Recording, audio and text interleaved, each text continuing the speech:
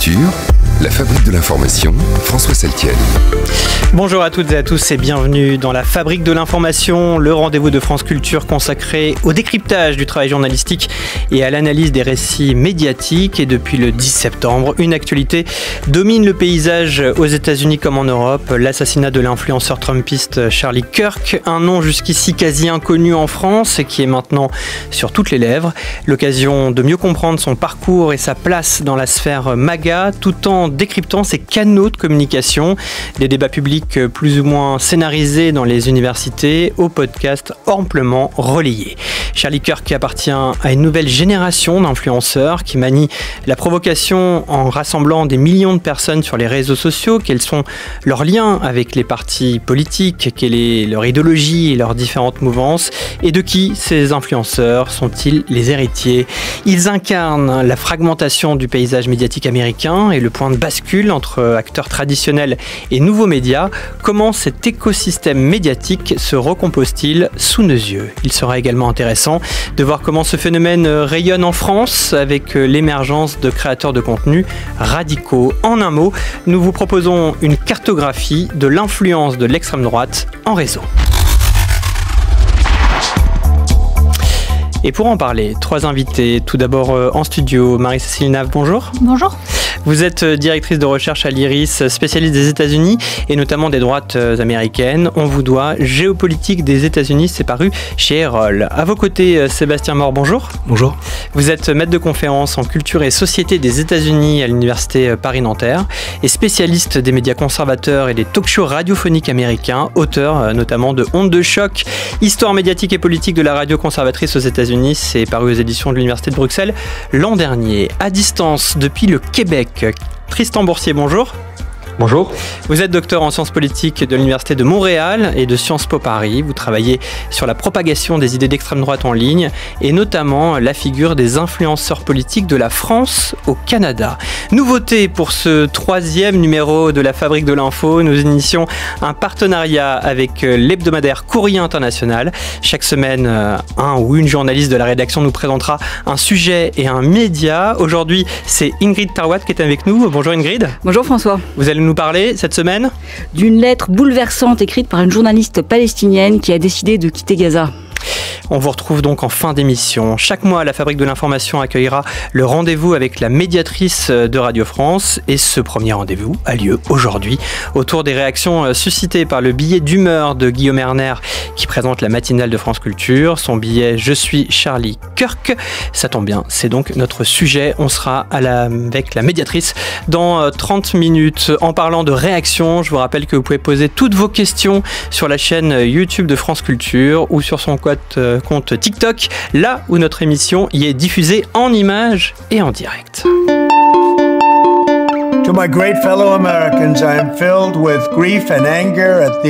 À mes chers compatriotes américains, je suis rempli de chagrin et de colère face à l'assassinat odieux de Charlie Kirk sur un campus universitaire de l'Utah. Depuis des années, les radicaux de gauche comparent des Américains merveilleux comme Charlie aux nazis et aux pires meurtriers de masse et criminels du monde. Ce genre de rhétorique est directement responsable du terrorisme que nous voyons aujourd'hui dans notre pays, et cela doit cesser immédiatement.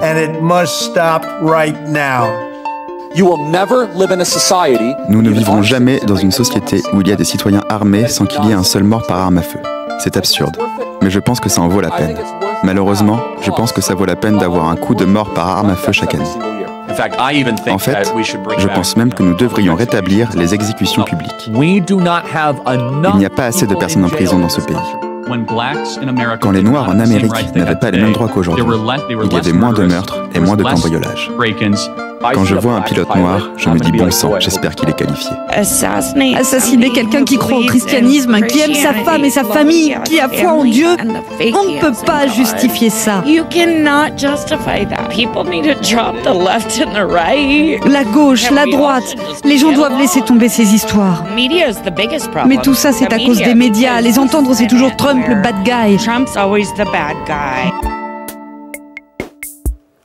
Alors je le disais en préambule, Charlie Kirk, tout le monde en parle aujourd'hui, mais soyons honnêtes, personne ou presque ne le connaissait en France il y a encore 10 jours. Nous avons d'ailleurs entendu beaucoup de choses sur son parcours dans les médias. Sébastien Mort, comment est-ce qu'on peut le situer et le définir? Alors, ce qui me paraît très important de dire et qui est très intéressant dans son parcours, c'est qu'il est à la fois l'héritier d'une tradition de militance sur les campus républicains, qui est une tradition qui s'est mise en place dès les années 60. Donc, c'est un activiste de terrain, d'une part, et de l'autre côté, c'est un média-activiste, donc, qui est l'héritier de cette génération des talk-shows radiophoniques conservateurs, qui s'est mise en place à la fin des années 80 et qui a été en fait la pierre, la fondation, les fondements en fait de cet écosystème médiatique conservateur qui s'est déployé depuis les années 90. Donc il a cette capacité en fait à circuler, à naviguer entre des espaces hors ligne et des espaces en ligne, et c'est ce qui lui donne toute sa force de frappe.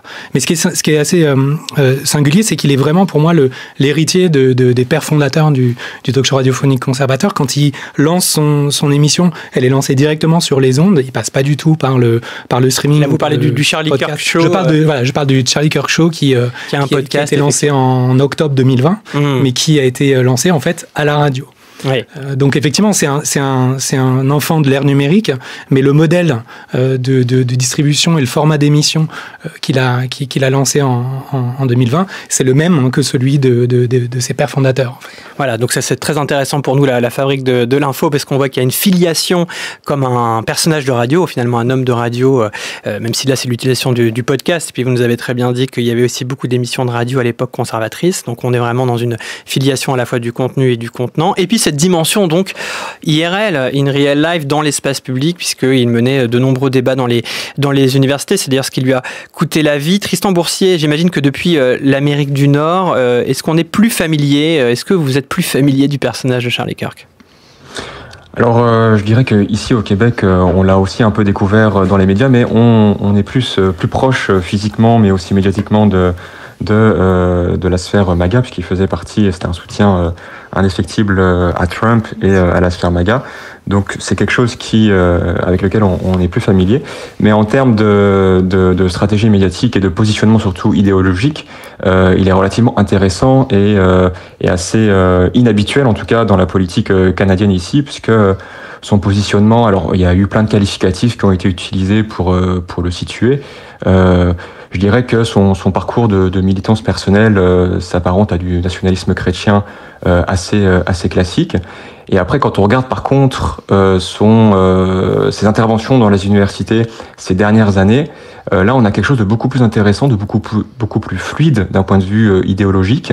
Moi je trouve que il se situe pas mal entre les trois pôles idéologiques à l'intérieur du Trumpisme, ou en tout cas de la sphère MAGA. Je trouve très pertinent la cartographie qu'en fait la politologue Marlène Laruelle. Donc ces trois pôles, ça serait d'un côté le national-populisme avec une culture directement fascisante, en tout cas avec la tradition américaine fascisante qui serait incarnée par Steve Bannon. Mm-hmm. On aurait un second pôle incarné par Elon Musk, qu'on pourrait qualifier de techno-libertarianisme. Mm-hmm. Et un troisième pôle incarné par J.D. Vance, peut-être plus proche sans doute Charlie Kirk, puisqu'il incarne davantage un christianisme conservateur et voire même catholicisme intégriste, puisqu'il critique l'autorité du pape et reconnaît absolument pas Vatican II. Et donc Charlie Kirk naviguait pas mal dans ses interventions, notamment sur les campus, entre ces trois pôles-là, sans forcément en montrer les contradictions, les tensions. Merci pour cette boussole et cette reprise de ces trois pôles. Marie-Cécile Nave, est-ce que vous avez encore quelques mots pour préciser le profil de Charlie Kirk? On commence à arriver quand même à un portrait robot qui paraît assez précis. Oui, c'était un influenceur et galvaniseur de foule qu'on peut qualifier d'extrême droite. On a entendu dans l'introduction certaines citations. Hein. Si je vois un noir qui pilote un avion, j'espère qu'il est compétent. Le cerveau des femmes noires est dysfonctionnel. Le rôle des femmes est d'être au foyer et d'obéir à leur mari. L'avortement est un holocauste. George Floyd était une ordure. Enfin bon, ça donne et tout est à l'avenant. Et donc quand je dis galvaniseur de foule, c'est-à-dire qu'il a été parfois décrit comme un débatteur, mais comme vous l'avez très justement dit, les débats étaient quand même très très cadrés, très organisés, avec sans doute des intervenants intervenants qui sont choisis. On n'est pas dans une conversation, on n'est pas dans une discussion argumentée, on était, parce qu'il est mort dans d'horribles conditions, il faut le rappeler, on était plutôt dans la volonté d'écraser, d'humilier l'interlocuteur. Et d'ailleurs, ça me fait penser à une phrase de Steve Bannon, quand Trump a été réélu, Bannon qui dit « la conversation, c'est terminé ». La conversation, c'est fini. On n'est plus dans le débat argumenté, on n'est plus dans la discussion, on n'est plus dans un espace public démocratique. Ça, c'est très intéressant. La conversation, c'est terminé.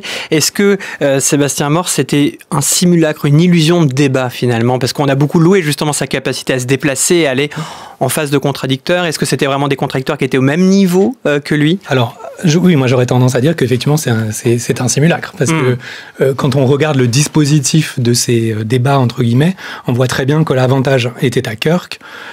Les détracteurs étaient censés passer devant lui, lui entouré de la foule de ses soutiens. Donc il y a une espèce d'asymétrie, de déséquilibre dans le statut, en fait, qui fait que, bon, voilà, c'est plus une parodie qu'autre chose. Le but, en fait, c'est de mettre en scène, de spectaculariser les antagonismes avec les adversaires progressistes et en fait de les jeter à la vindicte MAGA. Et ça, c'est intéressant parce que c'est aussi, à mon avis, quelque chose qui s'inspire du dispositif précisément de ces talk-shows-là, qui sont des talk-shows sur lesquels l'animateur, l'animatrice a l'entier contrôle, où il n'y a pas de contradictoire, où la parole n'est jamais remise en cause, où on n'a jamais à remettre, à rendre des comptes. J'ai parlé de Rush Limbaugh tout à l'heure, le père fondateur lui disait mon show est une dictature bienveillante. Il n'y a pas de premier amendement sauf pour moi. Et donc en fait cette idée-là, elle s'exprime vraiment avec force dans ces débats, il me semble. Alors on voit que c'est comme ça quand même une spécificité américaine, ça, d'avoir ces émissions au nom de l'animateur, au nom de l'animatrice. C'est pas nouveau, ça date pas des podcasts. Il y avait déjà ce genre d'émissions à la télévision, notamment sur des chaînes conservatrices. En quoi justement ces shows incarnés sont peut-être plus loin, vont peut-être plus loin que ceux historiques, je sais pas, de Tucker Carlson ou d'autres figures qu'on a pu connaître du paysage traditionnel? Je pense qu'en fait, ils poussent cette logique tout à l'heure, on a parlé d'une cartographie idéologique, mais ce qui me semble aussi important, c'est l'esthétique en fait du discours, c'est le style rhétorique. Parce que avant tout, avant de véhiculer telle ou telle idée, le but, c'est vraiment de créer l'indignation, de susciter la colère, d'hystériser le débat et en fait d'activer l'affectivité des publics en manipulant des référents culturels qui sont très forts et en reformulant, à mon avis, les termes du débat sur les questions de débat selon des termes identitaires et d'activer en fait l'identité de la foule. Alors après, effectivement, je trouve que c'est très intéressant de cartographier l'idéologie, mais la rhétorique, le style rhétorique, ce style de l'indignation tapageuse qui est systématiquement assénée, c'est ça en fait qui fait la puissance de ces dispositifs, à mon avis. Prouvez-moi que j'ai tort, hein, c'était sa phrase justement rituelle, et on voit que tous ces événements qui se jouent dans l'espace civique sont matière à contenu aussi pour ces podcasts et à contenu pour ces différents réseaux sociaux. Donc il y a quand même un circuit qui s'organise ici, à la fois de la circulation des séquences et des idées. Pour revenir justement sur le podcast, Tristan Boursier, on voit de plus en plus d'influenceurs faire du podcast, notamment chez l'extrême droite américaine. C'est un genre que vous qualifierez comment, ces podcasteurs stars qui, il y a peut-être plus d'une dizaine d'années aux États-Unis ou peut-être encore davantage et qui commencent à arriver en France? Pour rebondir sur ce qui vient d'être dit, je suis complètement d'accord, le fond et la forme sont aussi importants. Et ça fait longtemps qu'il y a des personnes qui ont des idées d'extrême droite, voire plus. Mais par contre, ce qui change aujourd'hui, c'est la capacité à ces idées d'atteindre un public beaucoup plus large. Et effectivement, la forme de ces émissions, les médias utilisés sont très importants. Et le format podcast semble être devenu important, en tout cas ces 2 dernières années, autant aux États-Unis que dans la sphère française et canadienne aussi. C'est quelque chose qui peut s'expliquer aussi par le modèle économique qu'on retrouve sur les médias sociaux, puisque le format podcast est déjà un format qui est moins coûteux à produire. Donc c'est des podcasts qui sont en général toujours filmés, même si les podcasts de Charlie Kirk étaient vraiment d'une très grande qualité, hein, il avait des moyens de production bien plus importants que beaucoup d'autres influenceurs, mais ça prend en général assez peu de moyens et ça fait un rush, donc un contenu qui est long. Les émissions de Charlie Kirk duraient plusieurs heures. On a en France des podcasteurs qui font même jusqu'à 3 heures, voire plus. Et c'est un format qui est surtout cross-platform. Il peut être découpé, segmenté pour être diffusé sur différents médias sociaux, notamment sur TikTok, sur Instagram et évidemment sur YouTube. Et donc ça permet de toucher un plus grand public et aussi de mieux jouer, de mieux appréhender les codes de la viralité, notamment en sélectionnant des passages beaucoup plus outranciers, beaucoup plus choquants que d'autres. On voit que là, il y a vraiment une stratégie d'investir la zone et toutes les plateformes, hein, c'est-à-dire des formats longs pour YouTube où il y a une volonté effectivement d'avoir une habitude d'écoute qui est longue et en même temps des contenus viraux qui vont aller embrasser toute l'esthétique d'une plateforme comme TikTok où d'ailleurs Charlie Kirk était très présent. Marie-Cécile Nav, vous qui suivez justement la politique de Donald Trump depuis longtemps, on en est à son 2e mandat, comment oui, c'est ça, comment il se sert justement de tous ces influenceurs qui ont pour certains une trentaine d'années, hein, comment il s'en sert comme levier d'influence? Alors, juste un point pour prolonger ce qui a été dit, si on n'envisage pas la question économique, on passe effectivement à côté de beaucoup de choses. C'est un modèle économique qui a été assez bien décrit précédemment. Et en plus, le clash, le buzz, l'insulte, ça fait monter ça attise les algorithmes, ça excite les algorithmes et ça fait monter sur les murs des différents internautes, gens qui regardent le stream, ces podcasts-là. Donc ça aussi une économie de la violence finalement qui est assez constructive. Et puis tout ceci, c'est aussi permis par le premier amendement de la Constitution aux États-Unis. Qu'on n'a pas en France cette liberté d'expression, pas totale, mais quand même quasiment totale. Les propos de Kirk que j'ai cités tout à l'heure, en France, il y aurait quand même quelques petits problèmes. Il tomberait sous le coup de la loi, tandis que là-bas, ce free speech est vraiment revendiqué justement comme un parti pris très fort. Exactement. Et le free speech qui aujourd'hui, peut-être on y reviendra tout à l'heure, est refusé aux adversaires, aux adversaires politiques. Ce que vous dites sur Trump, la question que vous me posez, c'est très important parce que Trump et Vance, lui, doivent beaucoup à Kirk et à ce type de streamers et podcasteurs. Et ils le savent. Et Kirk, c'était un maillon, nous on le connaissait, hein, nous qui travaillons sur les États-Unis, on le connaissait, on l'a suivi beaucoup pendant la campagne et les années Mar-a-Lago, comme je les appelle, les années 2020-2024.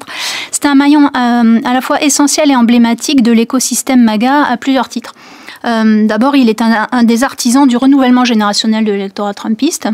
L'électorat trumpiste plutôt blanc, plutôt masculin, plutôt peu diplômé de l'enseignement supérieur, même s'il allait dans les universités, mais quand même, c'est pas les diplômés des universités qui sont au cœur de l'électorat trumpiste. Il a beaucoup œuvré à rapprocher Vance de Trump aussi. Si Vance est aujourd'hui vice-président, c'est en partie grâce à Kirk, via les réseaux de la tech, via les 2 fils aînés de Trump, c'est tous ces réseaux tech bro, etc. Notamment avec la question des crypto-monnaies, le côté crypto-bro qui va justement. Ça aussi, et ça rejoint la dimension libertarienne. Et puis, cette liberté de ton et cette viralité d'un discours qui a été vraiment beaucoup investi par le Trumpisme depuis, on va dire depuis 2019-2020, ça n'a pas été la même chose de l'autre côté de l'échiquier politique. Et dans toute l'histoire de l'extrême droite occidentale, depuis les débuts de l'Internet, tout de suite, l'extrême droite a su capter toutes les possibilités offertes par le web pour s'en accommoder et pour diffuser ses idéologies. Donc, ça a énormément servi Trump. Et d'ailleurs, le fait qu'il demande que les drapeaux soient en berne plusieurs jours, comme si c'était Kirk comme s'il occupait une fonction officielle. Ce qui est assez inédit. Hein. Il est ni sénateur, il n'a pas été élu. Comme si le pays était en deuil. Il en a fait une affaire personnelle. Vance qui reprend un épisode qui refait un épisode du podcast de Kirk dans ses bureaux de vice-président avec vraiment un mélange des genres totalement incroyable. Et puis il a invité des grandes figures du Trumpisme. Il y a une reconnaissance de la part de Trump et de l'écosystème Trump d'une manière générale du rôle de ces influenceurs Internet qui sont en partie sortis de nulle part, hein, comme s'ils étaient de véritables responsables politiques et qui aujourd'hui occupent une place privilégiée dans la salle de presse de la Maison-Blanche où les journalistes traditionnels sont éjectés et c'est même eux qui posent les questions quand il est avec Zelensky dans le bureau ovale. Donc on voit bien qu'il y a une reconnaissance de ces personnes comme si elles étaient des hommes politiques, des femmes politiques. Une reconnaissance, une légitimité effectivement en leur donnant des droits, mais c'est vrai que je trouve que ça n'a pas été assez commenté, pourtant c'est dingue ça, ce Charlie Kirk Show qui après sa mort va donc être repris par J.D. Vance qui va le faire depuis son bureau, qui va le reprendre à son compte. C'est quand même quelque chose de totalement inédit ça, justement dans l'histoire de l'imbrication entre les médias et le politique.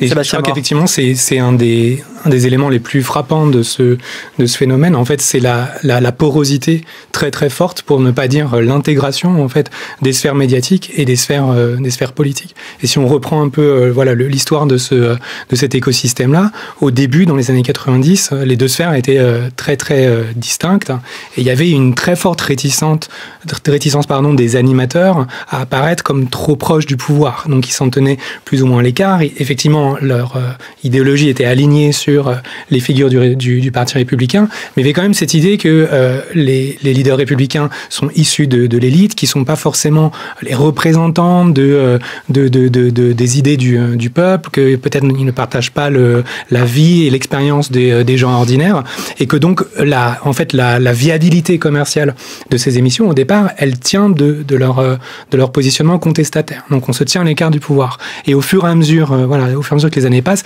et surtout la bascule, elle se fait avec Trump, il y a vraiment un rapprochement très fort qui se fait, puisque la viabilité commerciale, elle vient maintenant de l'association à Trump.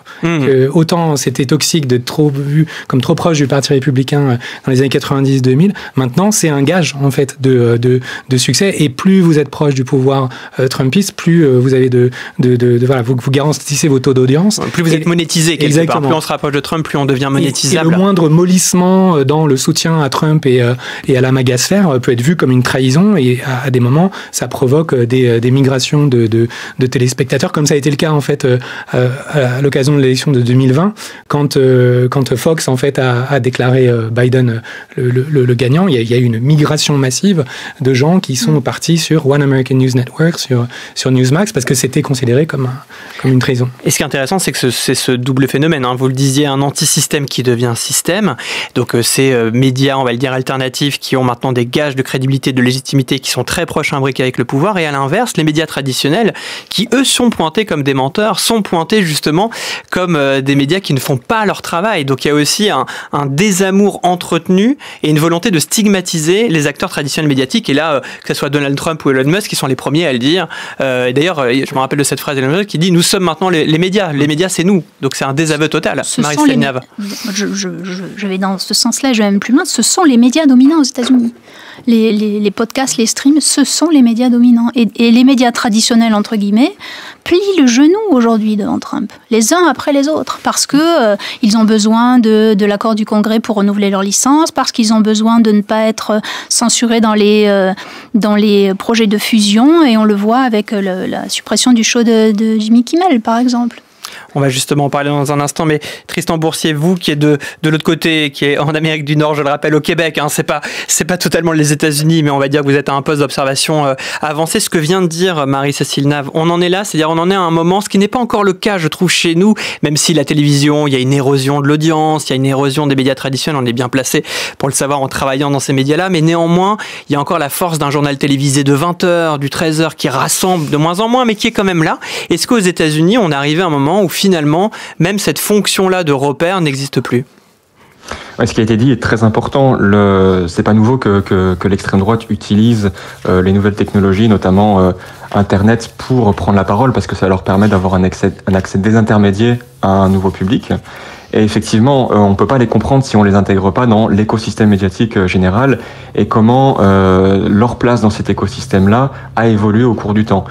Et c'est quelque chose, cette place-là, elle a changé aussi, on la remarque ici aussi au Québec, et évidemment en France, avec l'apparition de médias, de radios, voire de chaînes télé, qui reprennent des codes médiatiques, de l'outrance, de l'exagération, et qui favorisent une ligne politique de plus en plus d'extrême droite.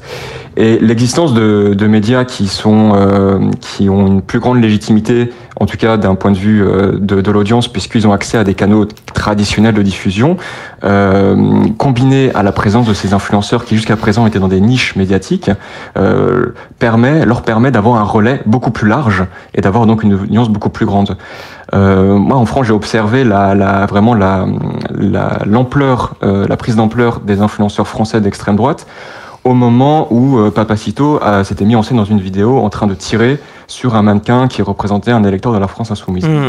Avant ce moment-là, ça a été un moment pour moi charnière en France dans leur popularité. Ils étaient assez peu connus, ils touchaient un public relativement contenu de personnes sans doute déjà plus ou moins convaincues par leurs propos. À ce moment-là, des grands médias ont commencé à parler de ces influenceurs-là, y compris des médias qui en parlaient donc pour les critiquer, mais des médias aussi complaisants. Et je pense notamment à l'émission de Cyril Hanouna qui a joué un rôle important puisqu'il a carrément invité certains de ces influenceurs, je pense à Baptiste Marchais, à Thaïs Descuffon, sur son plateau. Et donc ça leur a donné un porte-voix vraiment inimaginable pour eux. Avant de donner la parole à Marie-Cécile Nave, quand même, pour nos auditeurs qui ne naviguent pas dans ces sphères-là, vous nous rappelez, Papacito, en 3 mots, qui il est ? Tristan Boursier. Oui, donc Papacito, donc c'est un influenceur français, influenceur dans la mesure où il officie globalement sur les médias sociaux. Il a aussi publié, édité des livres, des bandes dessinées. Et idéologiquement, en général, c'est assez difficile parce qu'il il présente beaucoup ses positions avec l'humour, avec le trait de l'humour, mais il a des propos extrêmement violents. Il critique la République, la démocratie. Enfin, en tout cas, il remplit les 3 critères classiques de l'extrême droite, c'est-à-dire opposition à la démocratie, valorisation de l'autoritarisme et une vision de la nation nativiste, c'est-à-dire que c'est pas n'importe qui peut faire partie de la nation. Il faut avoir des liens du sang, voire des liens raciaux profonds. Marie-Cécile Nave. Non, je voulais juste ajouter un point sur le fait que c'est vrai que Trump a voulu faire une sorte d'hommage national à Kirk et caresse tous ces podcasteurs dans le sens du poil. Ça ne veut pas dire qu'ils lui sont toujours acquis, y compris les podcasteurs d'extrême droite. On l'a vu et on le voit encore avec l'affaire Epstein. L'affaire Epstein, il y a un certain nombre de streamers et de podcasteurs qui se sont détachés de Trump parce qu'ils sont tellement dans l'idéologie complotiste et qu'ils voient le mal partout, des complots partout, que dans cette affaire Epstein, Trump, il est quand même un peu empêtré et il est lui-même parfois pris au piège d'un phénomène qu'il a non pas créé, mais largement amplifié, qui est le complotisme sur l'élection volée, soi-disant volée de 2020, etc. Et donc sur Epstein, il est quand même bien... on n'en parle plus trop en ce moment, mais cette affaire lui colle au basque, hein, si je puis dire, et là-dessus, il n'est pas soutenu par l'écosystème des podcasts d'extrême droite. Effectivement, parce que là, il s'agit quand même aussi de pédocriminalité. On sent que c'est un récit récurrent dans la sphère complotiste.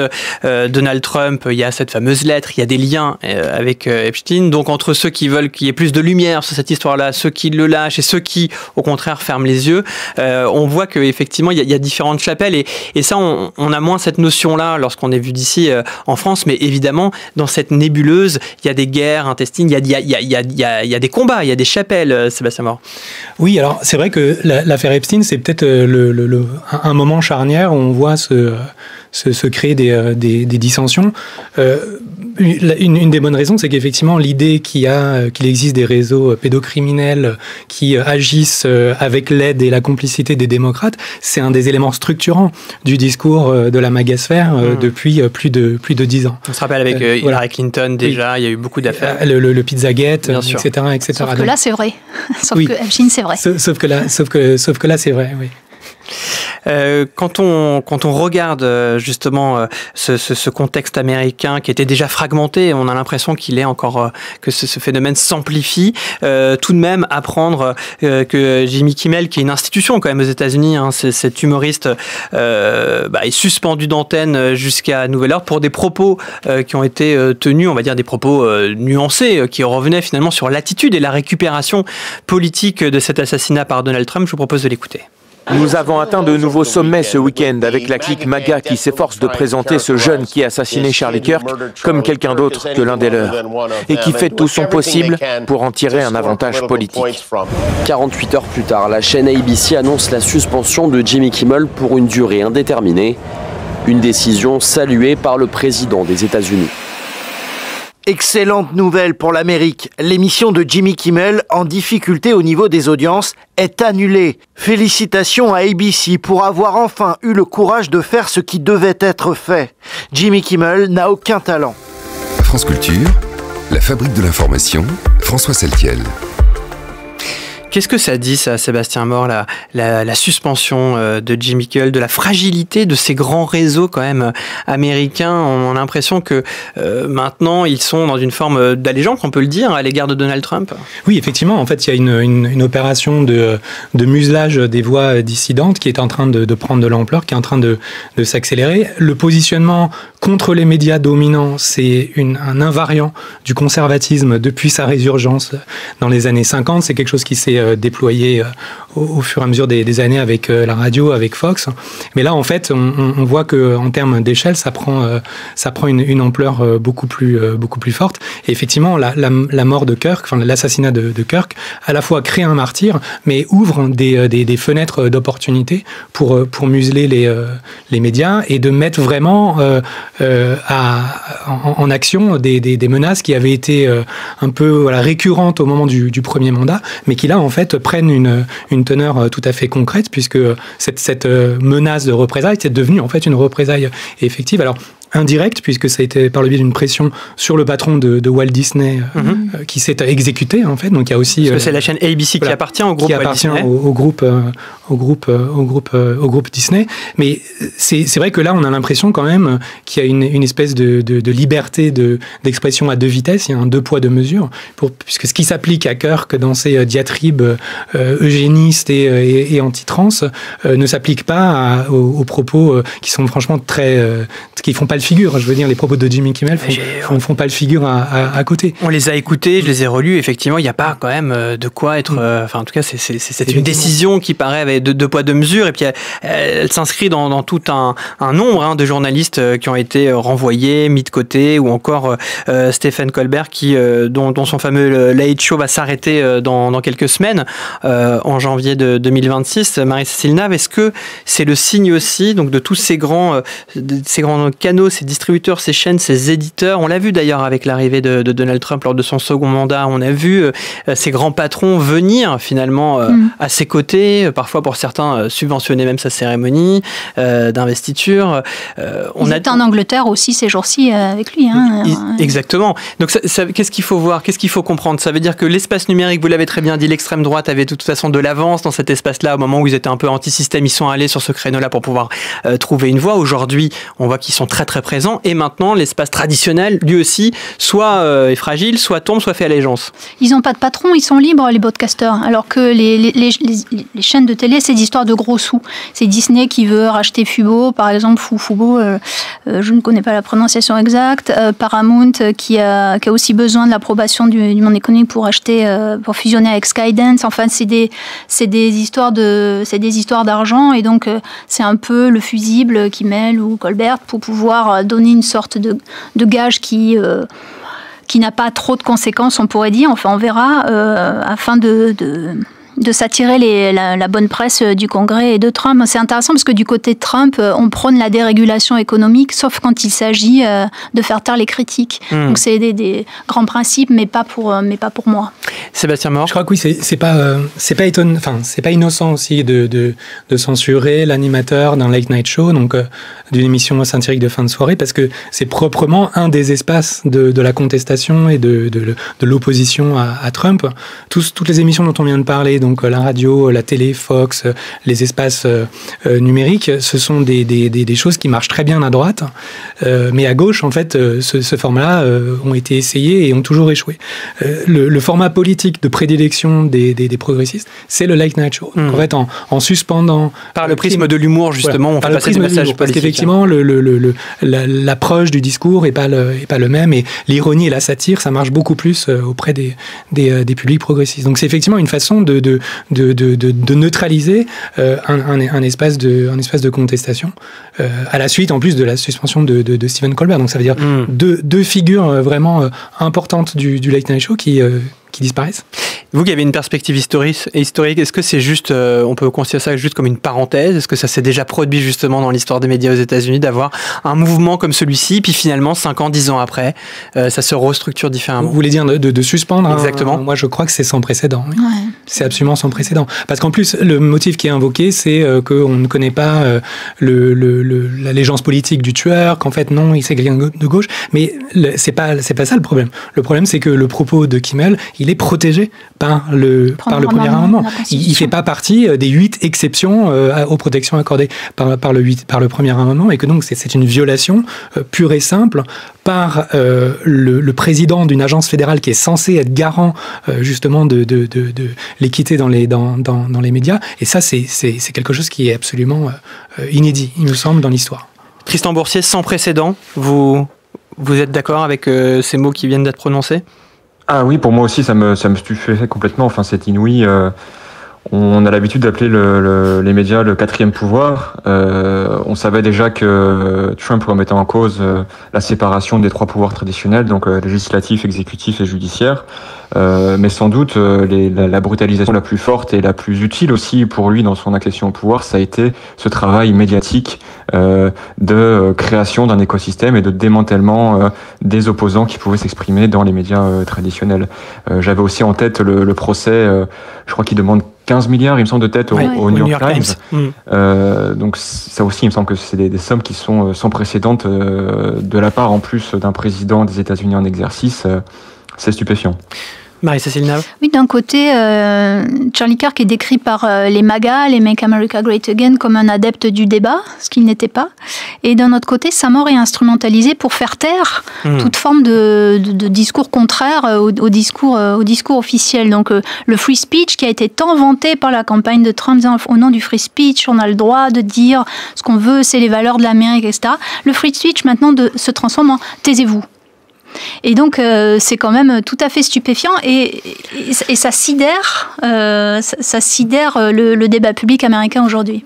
Taisez-vous et je vais vous faire taire, puisqu'on rappelle aussi toutes les initiatives qui ont été entreprises, notamment comme Laura Loomer, aussi une influenceuse d'une trentaine d'années qui a pointé tous celles et ceux qui ont émis juste un discours nuancé ou qui ont mis en perspective la violence des propos de Charlie Kirk, comme on a pu les entendre d'ailleurs au démarrage de cette émission, et qui ont perdu leur travail parce qu'il y a eu une campagne d'harcèlement et de volonté de shame, de doxing. De doxing, exactement. Oui, je voulais revenir sur ce qui avait été dit. En fait, je crois que il faut bien comprendre que dans la conception MAGA et dans la conception des soutiens de Trump, en fait, l'époque qu'on traverse, en fait, c'est une situation de crise et que, en fait, l'identité, les États-Unis, leur identité, leur société sont à la merci de forces subversives qui sont alimentées par les progressistes. Donc, en fait, dans leur conception, c'est pas un muselage de la liberté d'expression, c'est la juste réaction à des menaces dont il faut se débarrasser. Dans le discours des animateurs conservateurs à la radio, à la télé, quand on parle des démocrates, il y a toujours un moment où, quelque part, on a l'impression que c'est une force d'occupation et que leur présence dans le débat, elle est illégitime, et qu'elle est illégitime parce qu'ils sont porteurs de valeurs et de visions du monde qui sont anti-américaines.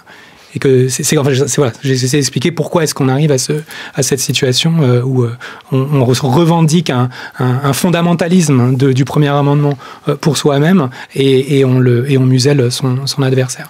Vous avez évoqué justement tout à l'heure que ces influenceurs ou ces créateurs de contenu progressistes, démocrates avaient du mal à percer ou à être présents sur l'espace numérique. Comment on l'explique quand même ? Parce que finalement, il y aurait une sorte de dérégulation qui permettrait tout de même de créer son podcast, d'arriver sur des plateformes. Alors vous allez me dire, il y a certaines plateformes qui sont orientées politiquement, qui pourraient invisibiliser certains propos, mais tout de même, qu'est-ce qui fait qu'il n'y a pas des papacitos démocrates ? Qu'est-ce qui fait qu'il n'y a pas justement des Charlie Kirk démocrates progressistes ? Alors il y en a à gauche du Parti démocrate, voire tellement à gauche pour dire le Parti démocrate qu'ils sont en dehors du Parti démocrate. Donc il y en a quand même qui sont influents au sein de la jeunesse progressiste, mais effectivement le modèle économique de la violence verbale, de la haine, de la désignation d'ennemis intérieurs, c'est pas au cœur de cet écosystème-là. On est plutôt dans une volonté certes de présenter un discours engagé, mais qui ne s'appuie pas sur ce modèle économique du buzz qui est valorisé par les algorithmes.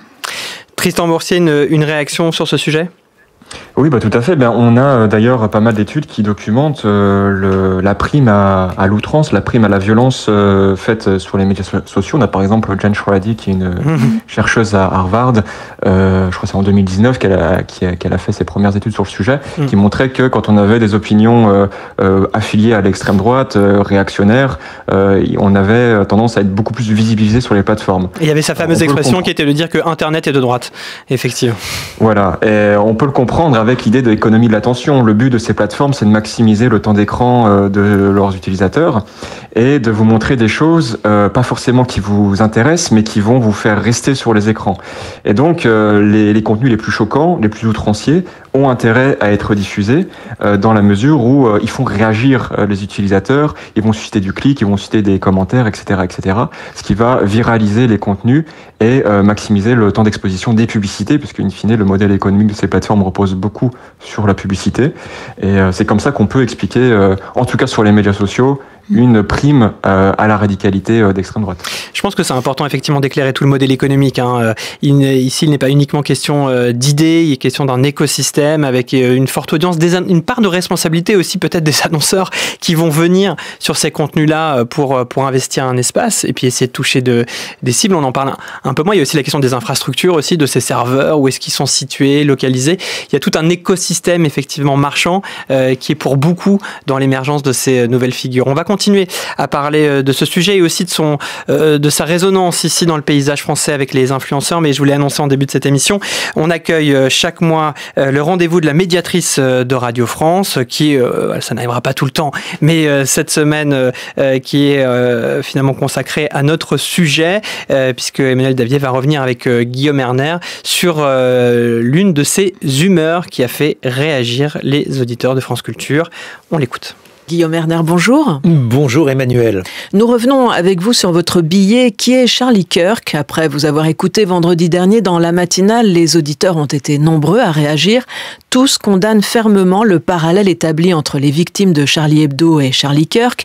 Ils estiment que défendre la liberté d'expression ne peut pas signifier mettre sur le même plan des dessinateurs engagés et un influenceur d'extrême droite dont les propos racistes, homophobes, sexistes ou suprémacistes ont alimenté la haine et parfois justifié la violence. Guillaume Erner, quelle était votre intention en choisissant ce titre et ce parallèle entre Charlie Hebdo et Charlie Kirk? Alors écoutez, si les réactions sont celles-là, et je les ai entendues, c'est que je me suis planté, c'était une erreur ce papier et je le regrette. Et d'ailleurs assez rapidement, on a changé le titre sur le site. Mais juste pour vous donner des éléments de contexte, comme on dit Emmanuel, moi j'ai écrit depuis que je suis à Radio France 3548 papiers, puisque je les numérote chaque jour. Et ces papiers, c'est un exercice compliqué parce que, notamment depuis que je suis à la matinale de France Culture, c'est-à-dire depuis 10 ans, ça s'appelle une humeur, donc ça n'est pas un édito, mais je comprends que certaines personnes puissent imaginer que c'est l'opinion de la station. Or, la station, elle n'a pas d'opinion. Donc je dois faire quelque chose qui soit évidemment quelque chose de consistant, puisque parfois on me reproche de ne pas faire de papier sur certains sujets. On m'a reproché par exemple de ne pas faire de papier sur le salut nazi d'Elon Musk, mais je ne peux commenter que l'actualité en essayant de trouver des angles. Et cette nuit-là, l'actualité, notamment aux États-Unis, c'était Charlie Kirk avec des réactions importantes, notamment une réaction de Bernie Sanders et une autre réaction d'hommes disait la chose suivante en substance. Il disait voilà, on était évidemment en désaccord avec les opinions de cet homme, mais aux États-Unis, il n'enfreignait pas la loi et on pense que l'assassinat politique est non seulement quelque chose qui n'est pas un mode de régulation des débats en démocratie, mais de surcroît une sorte de pente glissante dans laquelle file l'Amérique. Et c'est finalement l'idée que j'ai essayé de faire passer, maladroitement, puisque j'entends les réactions, avec un titre qui n'est pas n'importe quel titre, Charlie Hebdo. J'ai été journaliste 8 ans à Charlie Hebdo, juste après l'attentat. J'aurais dû être dans ce canard juste avant, mais Charb a oublié de m'appeler. Durant les 8 années que j'ai passées à Charlie, il n'y a pas eu une semaine, allez, il n'y a pas eu un mois sans qu'on ait une polémique de ce genre, où on était traité de raciste, où on était traité d'islamophobe. Bref, c'était quelque chose de quasiment récurrent, avec là aussi des charges extrêmement violentes. Certes, nous ne l'étions pas, évidemment, mais dans l'esprit des gens, nous l'étions. Et la seule chose que je voulais dire, c'était non pas un parallèle, mais essayer de remettre dans un contexte. Alors, vous défendez l'idée qu'il faut protéger la liberté d'expression, même de ceux avec qui nous sommes en profond désaccord, mais pour beaucoup d'auditeurs, cela brouille les repères. Jusqu'où peut aller cette liberté d'expression et où situez-vous la limite lorsque cette parole incite à la haine ou légitime la violence? Alors, c'est la raison pour laquelle, comme on se situe dans le contexte américain, j'ai voulu justement, comme on le fait d'ailleurs à France Culture, consacrer un visage de l'actualité à un Charlie Kirk. Vous savez, les visages de l'actualité, ce sont les podcasts que l'on fait. Et donc, j'ai pris à la fois des gens qui avaient un avis très tranché sur Charlie Kirk pour et contre, et puis 2 experts pour essayer de voir justement dans quelle mesure cette question de la liberté d'expression, cette question aussi de mise en contexte, parce que, vous voyez, par exemple, le débat sur les armes, en France, il paraît complètement baroque, mais aux États-Unis, c'est un débat qu'on peut tout à fait avoir, et des gens qui ne sont pas considérés comme des criminels revendiquent le droit de porter des armes. Et c'est la raison pour laquelle j'ai pensé que c'était très utile de faire ce supplément qui est là aussi une forme de prolongement du billet que j'ai fait. De nombreux auditeurs dénoncent un contresens historique, je les cite, estimant que les journalistes de Charlie Hebdo ont été tués parce qu'ils exerçaient leur liberté de critiquer, tandis que Charlie Kirk est mort victime d'un système de violence dont il faisait lui-même la promotion. Comment répondez-vous à cette critique ? De toute façon, si vous voulez, quelles que soient les opinions des uns et des autres, la liberté d'expression, ça ne peut pas être la liberté de mon expression. Dans le cas, effectivement, où il y a des expressions qui font mal, des mots qui tuent, parce que les mots qui tuent, effectivement, existent, notamment les appels à la haine. Le mode de régulation classique, c'est le mode judiciaire. Et l'idée donc qui est sous-jacente à la démocratie est qu'on ne peut pas se rendre justice soi-même et que donc un assassinat n'est pas un événement que l'on peut essayer de modérer ou d'atténuer. Mais effectivement, j'ai bien lu les mêmes réactions que vous, Emmanuel Davier, et je me rends compte que ce parallèle était maladroit. A posteriori, pensez-vous que votre chronique ait pu donner l'impression que vous défendiez même indirectement les idées de Charlie Kirk ? J'ai l'impression que parmi les différentes maladresses qui peuvent être la conséquence de ce papier, il y a celle-ci, et c'est la raison pour laquelle j'ai immédiatement changé le titre, je m'en suis expliqué également, et j'ai voulu faire ce visage de l'actu. Ce que je souhaitais faire, c'était beaucoup plus poser des questions qu'apporter des réponses. C'est raté. Je plaide à la fois coupable, et je demande l'indulgence pour le matinalier qui doit faire un papier chaque jour et qui est parfois sur le fil du rasoir. Le fil du rasoir, ces temps-ci, est de plus en plus acéré, Emmanuel Davier, et il est de plus en plus difficile, surtout dans une station, dans une radio publique, autrement dit, une radio qui n'est pas censée avoir des opinions, de donner son opinion. Vous voyez un peu le paradoxe dans lequel on se trouve lorsqu'on doit rédiger une humeur. C'est pas un édito, mais c'est souvent pris comme tel. Merci Guillaume Erner d'avoir pris le temps de nous donner vos explications et d'avoir répondu aux questions des auditeurs. Merci à beaucoup, Emmanuel.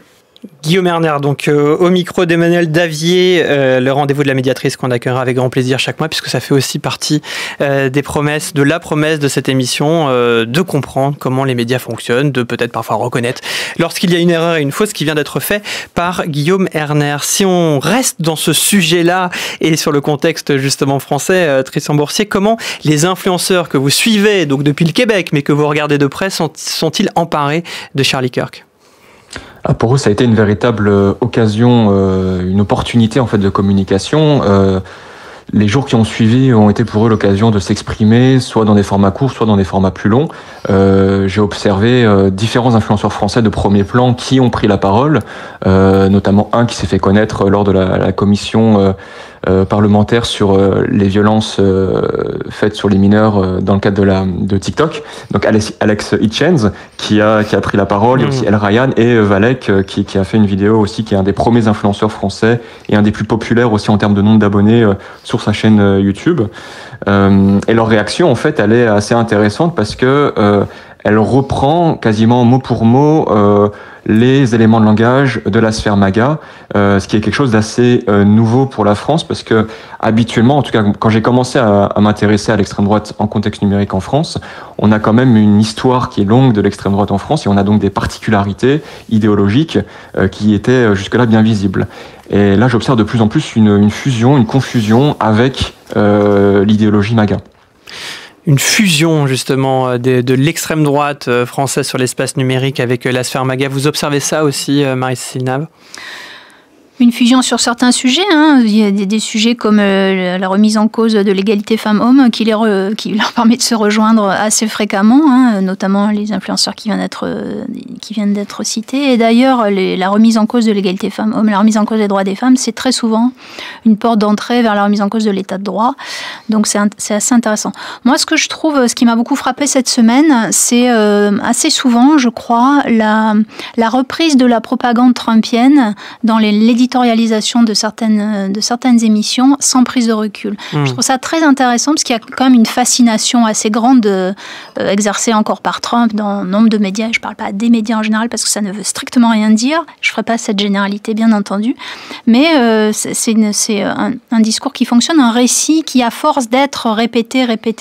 J'ai commencé par citer Bannon, je vais reciter Bannon qui ouvrait les guillemets et disait « il faut inonder la zone de merde, fermer les guillemets ». Et bien finalement, ça marche assez bien. Et donc ça nous interroge effectivement sur la manière dont on éditorialise les choses, dont on prend du recul par rapport à un discours politique qu'il faut savoir décrypter pour faire un pas de côté et mieux l'analyser. Comment vous l'observez, Sébastien Morse, ce paysage médiatique français? C'est pas votre sujet d'étude, je le sais bien, mais quel parallèle vous pouvez faire?